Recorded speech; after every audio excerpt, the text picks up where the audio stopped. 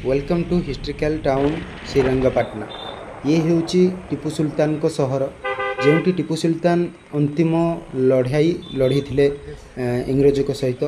तो आपण मैंने देखूँ कौ भाया कराई ये दुर्गटी माने एठी भितर को पशिया संभव नथिला, तथापि इंग्रज माने यहाँ भांगी भितर को पशि थे। ए सहरटी आप देखूँ मैप्रे देखिए चारिपटे पानी, से पानी रे कुंभीर थिले, तथापि से मैंने भांगिकी भितर को प्रवेश करथिले। एमिति दुर्ग को भांगी से केमिति भितर पशुले देखूँ। यह एक से बाटर जाऊे बेले मस्जिदटी ए भितर को आम जा देखी। तो आपण मैंने देखूँ मुझे टीपू सुल्तान को डेथ प्लेस भी आपको देखेबी और घर भी देखेबी। तो आपण मैंने देखूँ आपण मैंने जानी कि 4 मे 1799 जो टीपू सुल्तान जहाँ अंतिम दिन थिला एठी से मरीगला परे तांकर एटा होची समाधि स्थल। आपण माने देखंतु एठी तांको समाधि दिया हेतला आ से तांकर शेष लड़ाई लड़ीथिले एठी। देखंतु एटा आज भी तांकर स्मृति स्मारक हिसाब रे अछि एठी।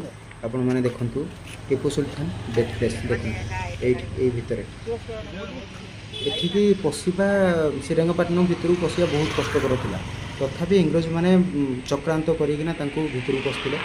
तो आपण माने जानिचंती कि नहीं मु जानिनी, किंतु तथापि टिके टिके कहि देउची।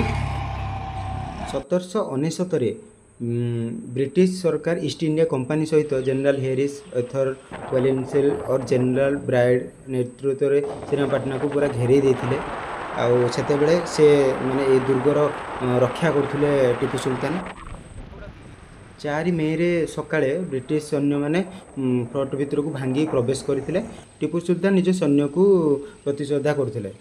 माने से देखंतु एटा होची तांकर पूरा नक्शाटा, एठी से रहुथिले, तांको घर एटा एक्चुअली से माने बम पकेकिना ए घर को भांगी देथिले।